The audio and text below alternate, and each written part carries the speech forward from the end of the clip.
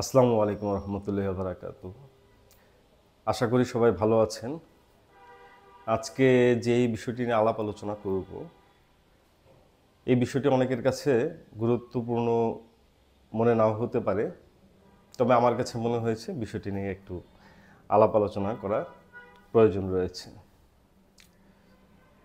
21শে ফেব্রুয়ারি মহান মাতৃভাষা দিবসে রাত 12টায় আমরা যখন শহীদ মিনারে ফুল দিতে যাই, তখন একটা বিষয় আমি খুবই লক্ষ্য করেছি এবং এই বিষয়টা বেশ অনেক বহু বছর যাবৎ আমি লক্ষ্য করে আসছি, কিন্তু এটা নিয়ে কথা বলা হয়নি। সেটি হচ্ছে যে এখানে যে সকল সংগঠন বা রাজনৈতিক দল ফুল দিতে গিয়েছে তাদের মধ্যে একটা হুড়োহুড়ির বিষয় ছিল। আমাদের দেশে সাধারণত যেটা হয় যে যে কোনো একটা মঞ্চে বা সামনের সারি আসনে বসার যে একটা জোর প্রচেষ্টা থাকে যে আমার একটা ছবি আসবে নেতার সাথে, বা সামনের আসনে আমাকে বসতে হবে, টিভি মিডিয়া আমাকে কাভারেজ করবে। এই বিষয়গুলি কিন্তু আমরা অন্যান্য দেশে খুব একটা বেশি চোখে পড়ে না, কিন্তু আমাদের এই দেশে এটার গুরুত্ব কি এটা আসলে আমি ভেবে পাই না। কারণ আপনি যদি যোগ্যতর লোক না হন, মেধা মননে বা বিকাশে যদি আপনার ভিতরে কিছুই না থাকে, আপনি একটা ছবি তুলে আপনি কি জাহির করবেন? আপনার ভেতরে যদি পটেনশিয়ালিটি থাকে, আপনি এভাবে সামনের সারিতে স্থান পাবেন, আপনি এভাবে শহীদ মিনারে সবার সামনের সারিতে ফুল দিতে পারবেন। কিন্তু আপনার যদি সেই যোগ্যতা না থাকে, তাহলে আপনি হুড়োহুড়ি করে একটু ক্যামেরা মিডিয়া ফোকাস হওয়ার জন্যে বা নেতার পাশে থাকার জন্যে একটা ছবি তুলবেন, সেটার জন্য একটা বিশৃঙ্খলা সৃষ্টি করবেন, এটা আসলে কোনোভাবেই কাম্য না। 21শে ফেব্রুয়ারিতে ফুল দেওয়ার জন্য রাত 12টার সময় যখন আমি দেখলাম বিষয়টা, আমি চিন্তা করলাম যে এটা নিয়ে একটা ভিডিও বানাবো।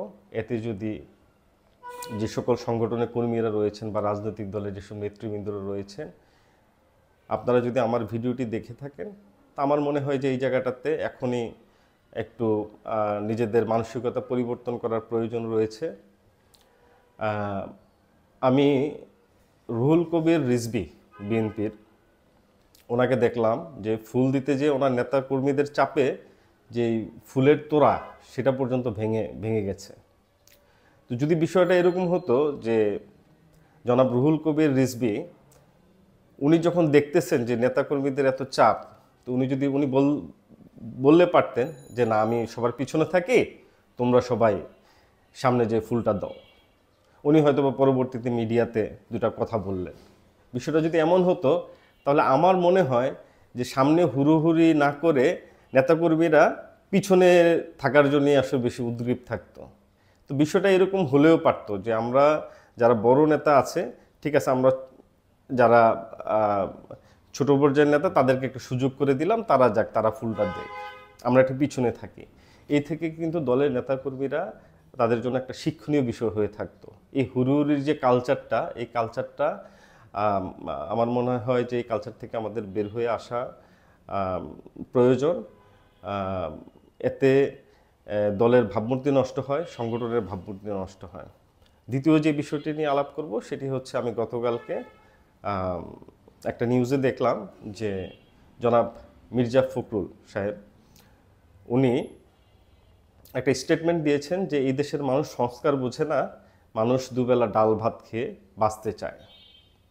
আমার জনাব মির্জা ফখরুল ইসলাম আলমগীর, উনি একজন বিজ্ঞ রাজনীতিবিদ এবং আমার যে সকল মানুষকে দেখলেই ভালো লাগে এর মধ্যে মির্জা ফখরুল ইসলাম আলমগীর হচ্ছে একজন, যার কথাবার্তা, চেহারা, একজন মার্জিত ভদ্রলোক এবং ভদ্র রাজনীতিবিদ হিসেবে আমি ওনাকে মনে করি এবং শ্রদ্ধা করি।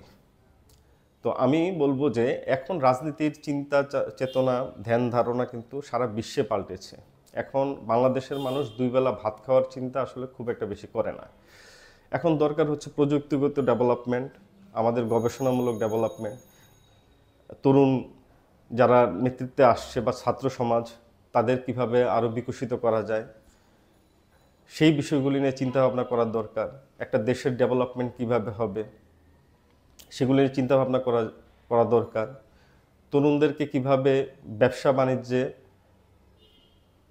তাদেরকে সেভাবে তৈরি করা যায় সেগুলি নিয়ে আলাপ আলোচনা করা দরকার। আমার মনে হয় যে এই ধরনের স্টেটমেন্ট, এই ধরনের প্রাগ ঐতিহাসিক আলাপ আলোচনাটা দূরে রাখলেই ভালো হয়। আমরা বর্তমান যেই সারা বিশ্ব যেই গতিতে চলছে সেটা নিয়ে রেখে আমরা আলাপ আলোচনা করব, তাহলে দেশ আসলে এগিয়ে যাবে।